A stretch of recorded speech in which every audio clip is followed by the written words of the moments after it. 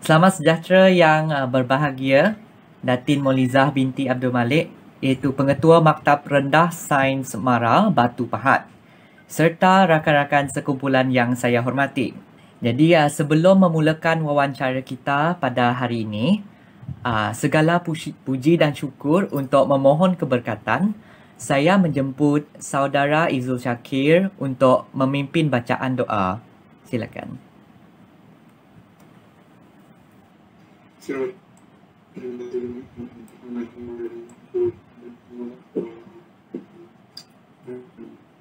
Bismillahirrahmanirrahim. Alhamdulillahirabbil alamin wassalatu wassalamu bil anbiya'i wal mursalin wa ala alihi wasahbihi ajmain. Ya Allah, ya Rahman, ya Rahim, hanya padamu sahaja kami panjangkan kesyukuran atas segala rahmat dan berkat-Mu. Bersempena dengan majlis pada hari ini, kami memohon inayah dan taufik-Mu. Kurniakanlah kesejahteraan dan kebahagiaan kepada kami. Bukanlah di hati kami, dapatkanlah dada kami supaya kami dapat mengisi ilmu pengetahuan yang berguna untuk agama, bangsa dan negara. Kami mohon padamu agar Engkau berkatlah di sini dengan limpahan rahmat-Mu. Semoga segala usaha kami dalam menjayakan majlis ini mendapat keredaan dan hidayah-Mu. Sesungguhnya pada hari ini kami berkumpul kerana-Mu, ya Allah. Kami berkumpul untuk membina ilmu, bertukar pendapat, menyumbang buah fikiran, menghubungkan silaturahim dan memberi sokongan ke arah meningkatkan lagi prestasi kami. Kami memohon kekuatan dari hadrat-Mu, ya Allah, supaya kami yang hadir pada hari ini agar dapat melaksanakan segala kebajikan, dan kami memohon perlindungan dengan Engkau daripada melakukan keburukan. Ya Allah, kurniakanlah kepada kami kekayaan ilmu pengetahuan dan hiasilah diri kami dengan sifat lemah lembut, serta muliakanlah kami dengan ketakwaan dan indahkanlah diri kami dengan kesihatan. Rabbana atina fid dunya hasanah wa fil akhirati hasanah wa qina azabannar. Wa sallallahu ala sayyidina Muhammad wa ala alihi washabihi wasallam. Walhamdulillahirabbil alamin. Okay, baik, syukur kepada Tuhan dan terima kasih kepada saudara Izul Syakir bin Muhammad Zawawi atas pemberkatan sesi wawancara kita pada hari ini. Saya secara peribadinya mengucapkan terima kasih kepada Yang Berbahagia Datin Molizah binti Abdul Malik kerana sudi meluangkan masa bersama kami untuk menjayakan sesi wawancara secara atas talian ini. Kami dari Fakulti Pendidikan Teknikal dan Vocational Universiti Tun Hussein On Malaysia, UTHM, bagi mata pelajaran pengurusan pendidikan ditugaskan untuk membuat wawancara dan perbincangan mengenai topik isu staf yang tidak mematuhi peraturan dan etika sebagai penjawat awam. Saya, Emmanuel Aaron Elvin Uping, anak Bernardine, pelajar ijazah Sarjana Muda Pendidikan Teknik dan Vocational, Catering dengan kepujian, sebagai moderator akan membimbing perjalanan wawancara pada hari ini. Sebelum itu, saya akan memperkenalkan ahli kumpulan saya. Yang pertama, selaku ketua kumpulan kami iaitu Izul Syakir bin Muhammad Zawawi dari program penyejuk bekuan dan penyamanan udara. Muhammad Muhaimin bin R. Asmi dari program pemesinan am. Filza Izzati binti Basri dari program pemesinan am. Nurul Huda binti Syahrid dari program binaan bangunan, dan Muhammad Luqman Hakim bin Sabri, penyejuk dari program penyejuk bekuan dan penyamanan udara. Sebelum kita menuju ke soalan yang berkaitan dengan isu kita pada hari ini, Datin, bolehkah Yang Berbahagia Datin Molizah berkongsi serba sedikit mengenai latar belakang MRSM, sejarah MRSM, struktur organisasi MRSM dan latar belakang pengetua itu sendiri, iaitu Datin Molizah sendiri. Silakan, Datin. Terima kasih saudara Emmanuel Aaron Alvin dan juga rakan-rakan yang lain lah. Ya. Pertama sekali saya mengucapkan terima kasih kerana menjemput saya lah untuk wawancara ni. Saya tak tahulah macam mana boleh kenal tu, macam mana boleh jumpa tu. Anyway, terima kasih ya, kerana sudilah menjemput saya. Baik. Harap saya boleh membantulah dalam wawancara ni ya, untuk melengkapkan tugasan ya. Ya, betul Atin. Tugasan. Okay, alhamdulillah. Okay. Ada yang daripada background MRSM ke sini? Tak ada. Tak ada. Tak ada. Okey. Tak ada. Baik, MRSM Batu Pahat ni mula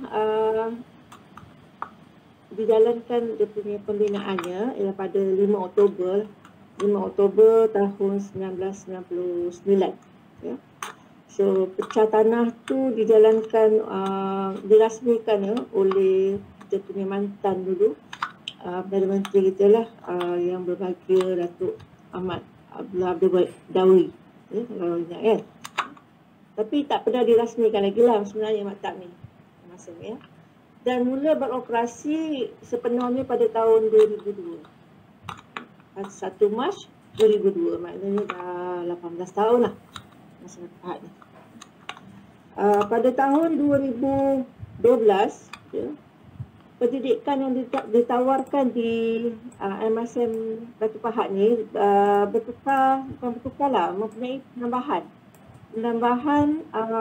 iaitu menjadi maktab yang mengeluarkan pelajar yang mempunyai 2 sijil. Satu ialah sijil SPM, lagi satu dipanggil sijil IGCSE, International General Certificate of Secondary Education. Yang mana peperiksaan ni diambil pada mereka tingkatan 4. So maknanya dia ada 2 lah sijil dia, pada tingkatan 4 dan juga pada tingkatan 5. Dan itu program ni akan tamat pada tahun 2024. So bermula pada tahun ni Form 1 2021, pelajar-pelajar tu akan mengambil silibus KSSM sepenuhnya. So jadi kita di sini ya, pada tahun ni SPM yang pertama kali lah batch KSSM. Jadi penilaian dia ada berbeza. Baik, kita ada 673 orang pelajar daripada tingkatan 1 hingga tingkatan 5. Ada 30 orang staff termasuk saya dan 54 orang guru. Dan kita juga ada 3 orang pengawal secara kontrak dan juga kita ada kontrak pembersihan lah sampai 14 orang dan juga secara kontrak yang bahagian penyediaan makanan. So yang tetap stamara tu yang 30 orang dan juga guru 54 lah. Itu berkaitan dengan maktab, sejarah maktab ya. Okey. Tentang saya, saya dulu mendapat pendidikan ijazah dalam bidang matematik lah, Bachelor Science of Mathematics daripada United States, University of Missouri, Kansas City.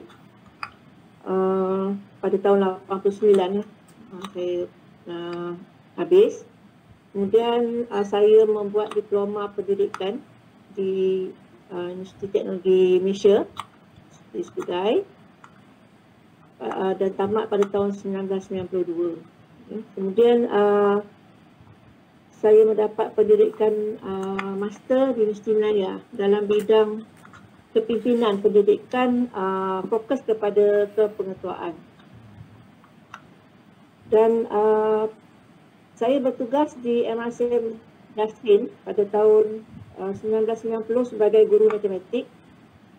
Kemudian pada tahun 2007 hingga 2008 saya menjadi guru kanan matematik. Dan pada tahun 2009 hingga 2012 saya jawab jawatan sebagai ketua jabatan matematik. Kalau dekat luar panggil ketua bidang, dekat MRC sebagai ketua jabatan. Dan pada tahun 2012 hingga 2017 timbalan ketua hal ehwal akademik di MRC yang sama. So 27 tahun saya berada di MRC Tunggal Fawaba, Asyik. Jadi pada tahun 2018 ya, saya dinaikkan pangkat menjadi pengetua di MRC Batu Pahat sehingga kini ya. Itu saya punya bidang. Latar belakang. Okey. Betapa menariknya perkongsian dari Datin tadi. Jadi oleh itu bersesuaian dengan tajuk kita hari ini ya Datin, itu isu staf yang tidak mematuhi peraturan dan etika sebagai penjawat awam. Okey, saya ingin mengajukan beberapa soalan kepada yang berbahagia Datin. Yang pertama sekali, apakah tindakan awal yang diambil oleh pihak Datin di dalam mengatasi masalah staf yang tidak mengikut etika dan peraturan sebagai penjawat awam? Contohnya, datang lewat ke tempat kerja, tidak memakai kod etika pemakaian sebagai penjawat awam. Okey.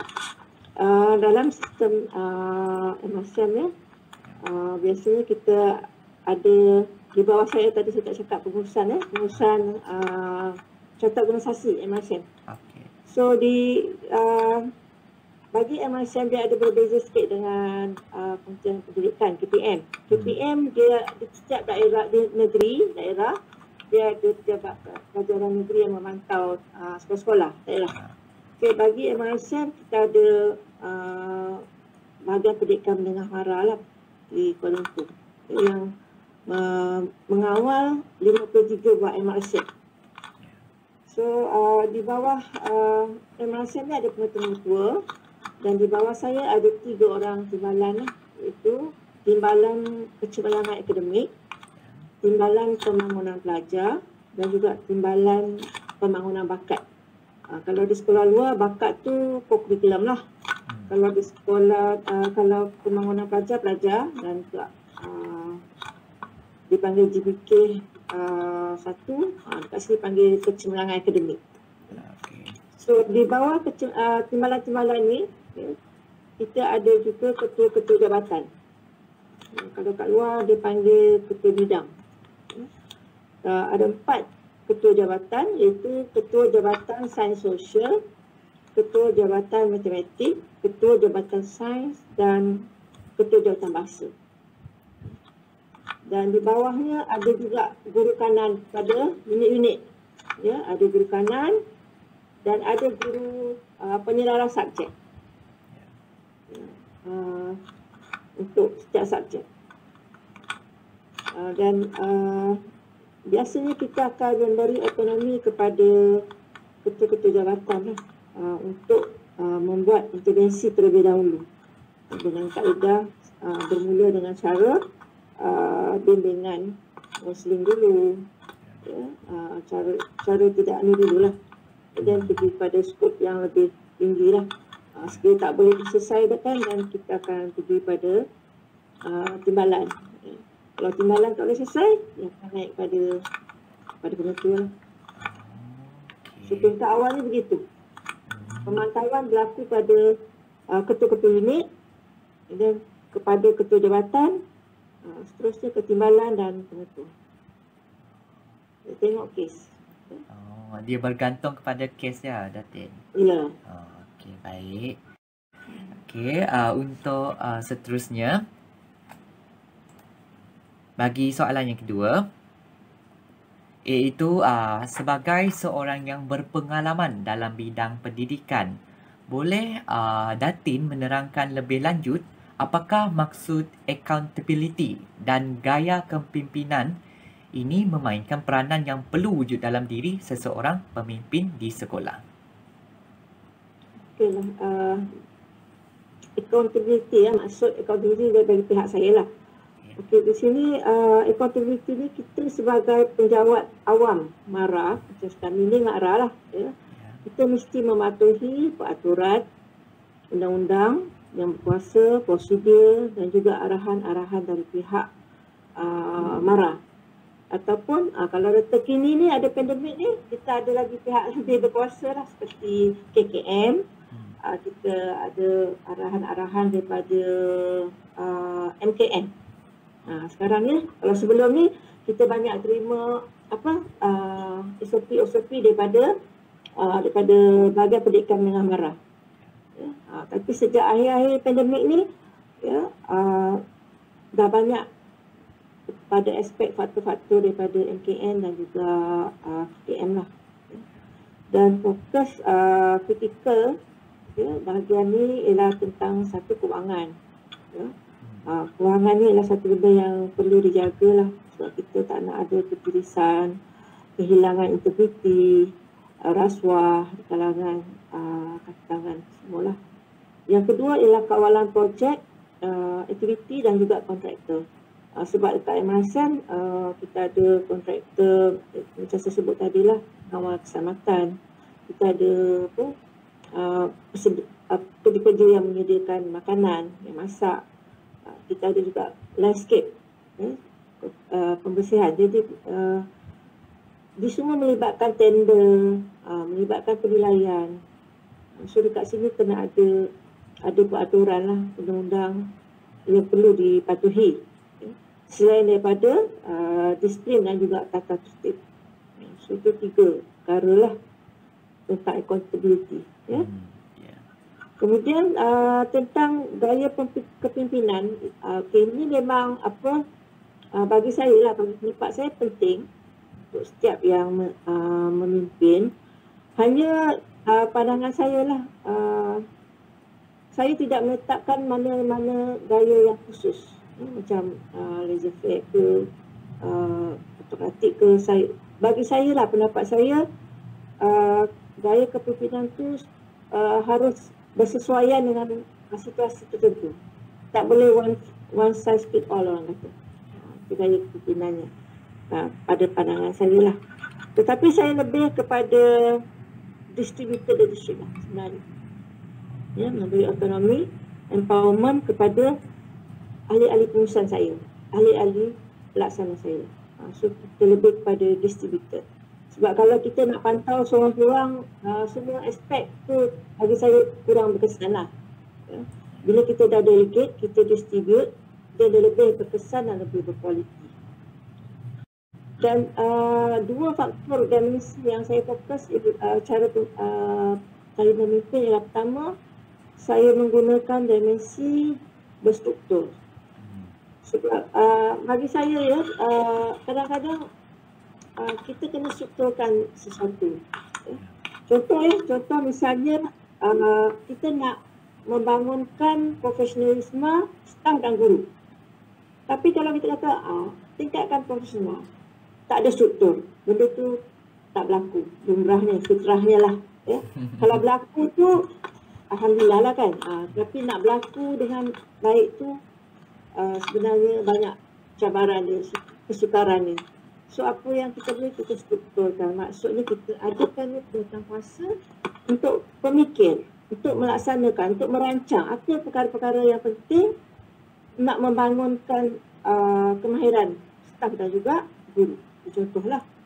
Yang kedua, struktur. Contoh pencerapan. Kalau kita kata mengajar dengan baik, ya, kita tidak ada satu struktur macam mana nak pastikan baik tu macam mana, macam nak ukur, dia tak jadi juga. Jadi bila kita ada jadual pencerapan, kita agi-agikan, distribute siapa, bukan maknanya pengetua masuk semua cikgu, memang tak mampu. So jadi kita bagi empowerment pada ketua jabatan yang lebih mahir. Kita bagi juga empowerment pada guru subjek, guru kanan, guru pengalaman untuk buat pencerapan. Dan pencerapan tu kita susun lah tarikhnya, siapa pencerapnya, apa yang diukur, apa yang dilatih, dan kita libatkan jugalah professional learning community, elemen dalam pencerapan. Jadi professional learning community ni dia lebih kepada perbincangan macam mana nak mengajar dengan lebih baik lah. Itu maksud struktur. Dan yang kedua, aspek timbang rasa lah. Bagi saya faktor ini penting untuk supaya warga bekerja dengan seronok, ya. Tidak tertekan, tak ada stres. Timbang rasa di sini bukan maksudnya bolehlah datang lambat kan, okey boleh turun saja, bukan. Timbang rasa ni contohlah, kadang-kadang kita perlukan waktu-waktu tertentu untuk mereka datang pada hujung minggu misalnya. Jadi apa yang kita boleh buat ialah kita beritahulah yang mungkin kalau dia boleh dapat 8 jam datang bantu, kita akan bagi dia cuti lah pada waktu lain. Selama 8 untuk cover balik contoh. Jadi kalau ada masalah-masalah tertentu kita boleh bincang. Kita boleh bincang, maksudnya asalkan apa tanggungjawab yang sepatut dijalankanlah. Itu bahagian dua lah. Okey, terima kasih Datin. Ketiga, iaitu sekiranya seorang guru itu tidak hadir bersebab, bagaimanakah penyusunan semula jadual ganti bagi guru yang lain? Adakah secara bergilir-gilir ataupun mengikut kuota kekosongan? Okey, guru yang tidak ada bersebab ni, contoh misal mestilah sakit kan, MC, Ya, betul. tiba-tiba. Salah satunya, betul. Ya. Okey. So dalam aspek ni biasanya ketua jabatan akan memainkan peranan. Ya. Sebab detail bagi subjek ni, ya, mereka yang lebih tahu siapa yang sesuai untuk masuk unit mana dan sebagainya. So jadi biasanya dia akan maklum kepada ketua jabatan ataupun timbalan bahagian akademik, atau kalau tak ada dia akan pergi pada pengetua lah. So biasanya kita tak ada masalah besar sangat kalau emergency ni, sebab guru-guru kadang-kadang dia boleh bagi kerja dan kita perlu berada lah, keberadaan guru tu dia yang penting. So jadi benda ni ditangani di bawah peringkat unit biasanya. Sebab kita tak nak macam kalau kita terlaras, khususnya subjek tu dah ada di peringkat hours berapa-berapa. Kalau kita bagi pada subjek lain, jadi dia akan berlaku kurang kesan lah maksudnya. Dan bagi yang cuti yang seperti yang boleh dirancang, misalnya guru memohon cuti, kita akan lampirkan satu borang. Borang tu bermaksud dia mau cuti dengan adanya guru pengganti. So dia dah siap-siap tulis nama guru yang akan menggantikan dia lah kalau buat cuti-cuti yang dia pohon.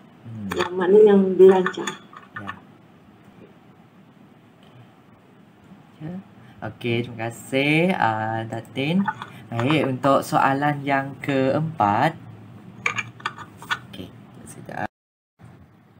sekiranya seseorang guru itu seringkali datang lewat ke sekolah, akan tetapi tiada sesiapa melaporkan mengenai isu tersebut, bagaimanakah pihak pentadbir ingin menyelesaikan isu tersebut? Actually isu ni tak berlaku lah sebabnya kita ada sistem thumbprint kat sini. Ya? Jadi sistem thumbprint ni akan dipantau oleh ketua-ketua jawatan. Kita akan print sistem tu, akan keluarlah nama guru-guru di bawah mereka dan dengan masanya sekali. Ya? Dan guru ni sebenarnya lah bila diterima bekerja, mereka telah menandatangani satu dokumen ni, etika keguruan. So biasanya sebagai seorang guru, mereka dah terdidik lah untuk jaga disiplin dan sebagainya.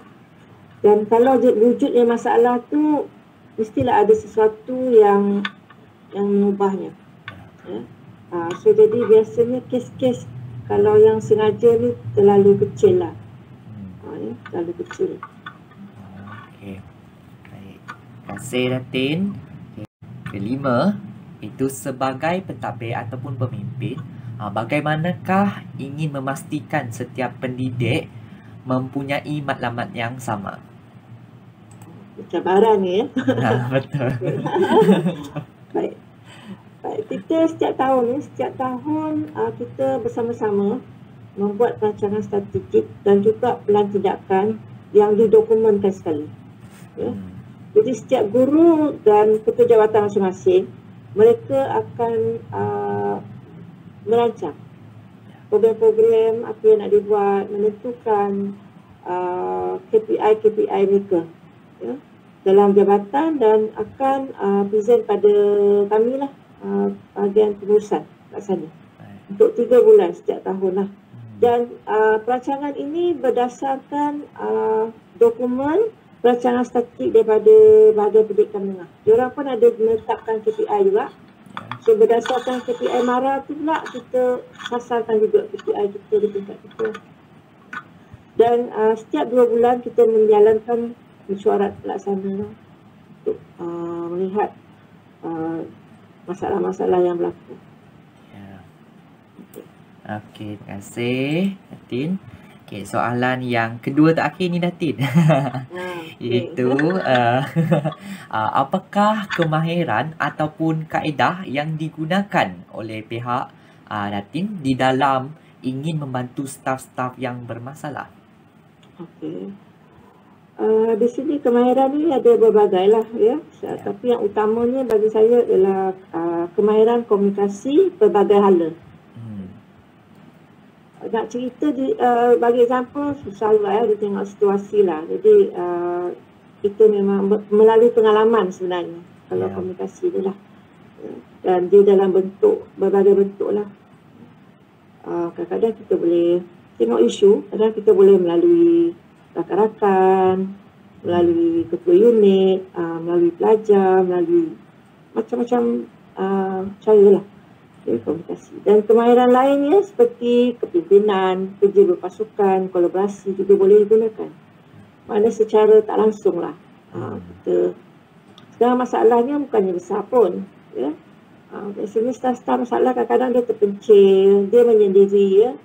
Dia tidak bergaul dengan rakan-rakan yang lain. Jadi kita nak selesaikan kadang berbagai cara juga. Tengok kes. Jadi mungkin melalui team building ya, melihat kekuatan antara satu dengan lain, buat gotong royong, buat masak sama-sama, hari keluarga, buat inovasi sama-sama. Jadi benda-benda tu kadang-kadang secara tak langsung boleh membantu pelajar, staf yang bermasalah. Dan kita juga buatlah kursus-kursus latihan kerohanian ya, melalui in-house training. Kita panggil kadang-kadang ya, pembimbing daripada luar.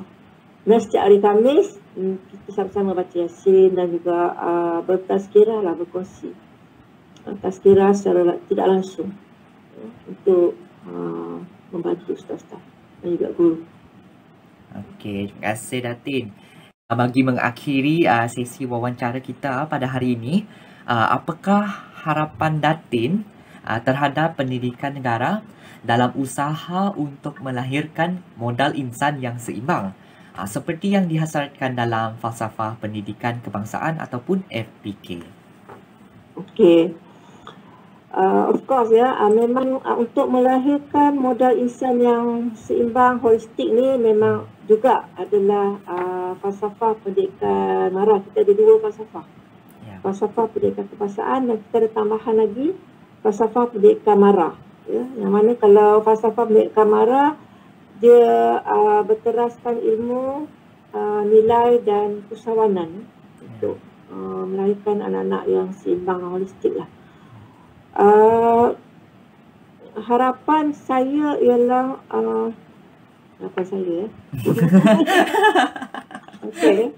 Sebenarnya pendidikan negara kita ni seperti yang diwawarkan dari pihak dasar lah ya, ialah mereka nakkan satu pendidikan yang kena dengan acuannya sendiri ya, kan? Betul. Dan bagi saya itu memang benar. Ya. Kadang-kadang kita tak boleh cedoklah 100% daripada luar untuk diterapkan dalam pendidikan kita. Tapi kita harus lihat juga ya, di peringkat global lah, sebagai panduan, sebagai rujukan. Tapi yang perlu di sini bagi saya ialah usaha itu, ya, usaha di peringkat pendidikan di sekolah-sekolah, di masjid. Yang itu sangat penting sebab bagi saya lah warga memahami, menghayati ya, dan memberi komitmen yang tinggi terhadap misi dan visi serta strategi itu harus lari dah dengan apa yang dihasilkan. Yang kedua ialah usaha untuk meyakinkan dan mempengaruhi warga ya, ke arah perubahan. Itu juga sangat penting untuk memberi inspirasi dan juga motivasi kepada mereka supaya mahu berubah, ya, mahu berubah dan bersedia untuk meningkatkan ilmu, nilai dan juga amalan. Sebab sekarang ni amalan-amalan yang dahulu tidak semestinya boleh digunakan buat masa sekarang. Kalau contoh banyak macam sebelum ni pun dah cakap dah. Cuba terapkan teknologi dalam pembelajaran. Tapi bila datang COVID dah tak ada pilihan. Semua dah. Kan maknanya dasar tu dah nampak kan. Sebelum ni pun dasar dah wawarkan. Kita akan akan berlaku satu perubahan abad 21 ni. Kita harus bersedia untuk berubah. Tiba-tiba memang terpaksa berubah. Pandangan saya dasar tu dah nampak.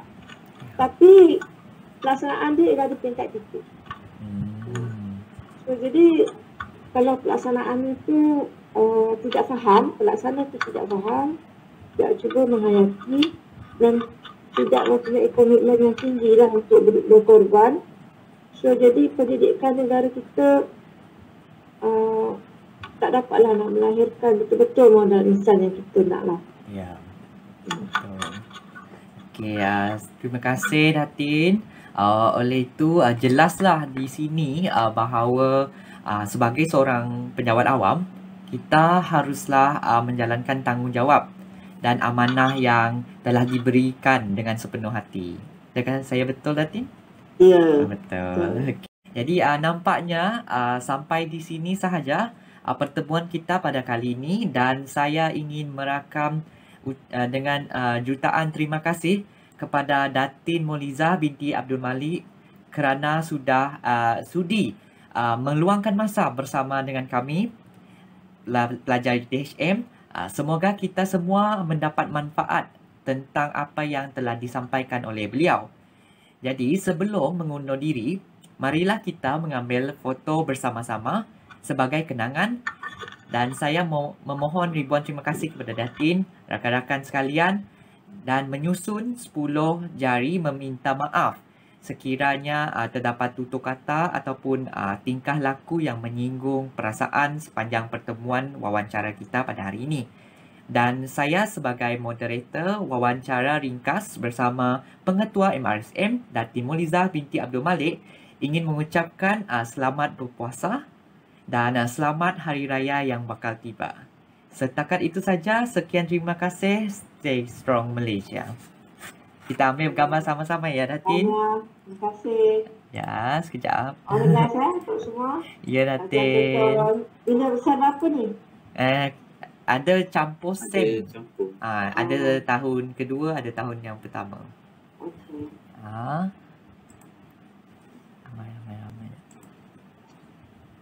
Okey, dah. Okey. Jadi 1, 2, 3. Okey, sekali lagi. 1, 2, 3. Okey, baik. Terima kasih Datin. Kami amat menghargainya. Alright. Terima kasih Datin. Selamat buka, selamat air semua. Ya, Datin. Selamat Raya. Okey, Pak Soto terasa ya. Okey, betul. Terima kasih.